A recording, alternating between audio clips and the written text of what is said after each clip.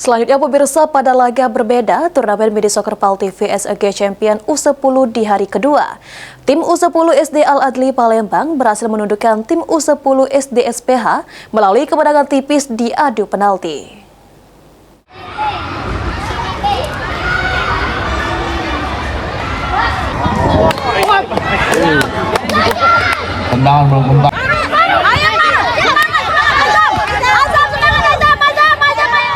Pada laga berbeda, turnamen Mini Soccer PAL TV SEG Champion U10 hari kedua di lapangan Sekolah Palembang Harapan pada Minggu 24 Agustus 2025.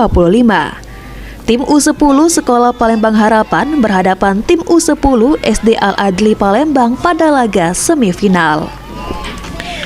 Sejak awal pertandingan, kedua tim bermain dengan saling menyerang secara intens. Namun sayang, lini belakang kedua tim bermain apik hingga membuat skor kacamata tetap bertahan hingga akhir laga. Dalam laga tersebut, tim U10 SD Al-Adli Palembang yang mengenakan jersey berwarna merah muda berhasil menundukkan tim U10 SD SPH melalui kemenangan tipis di adu penalti. Pelatih tim U10 Al-Adli Palembang, Romaidon, mengatakan menghadapi babak final setelah kemenangan ini, para pemain akan diinstruksikan untuk lebih disiplin dan dievaluasi, baik dari segi kekompakan hingga kesiapan dalam permainan, agar target juara dapat dicapai.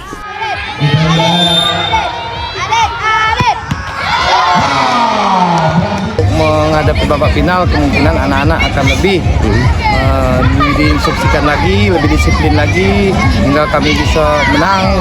Target harus dapat juara 1. Sementara itu, pemain U10 SD Al-Adli Palembang, Aditya, menyampaikan ingin meraih juara pertama. Dalam pertandingan sebelumnya, beberapa hal dianggap perlu diperbaiki, seperti ketika adu penalti.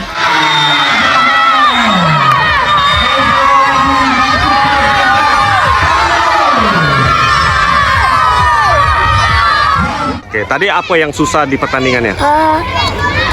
Permainannya sama penaltinya aja.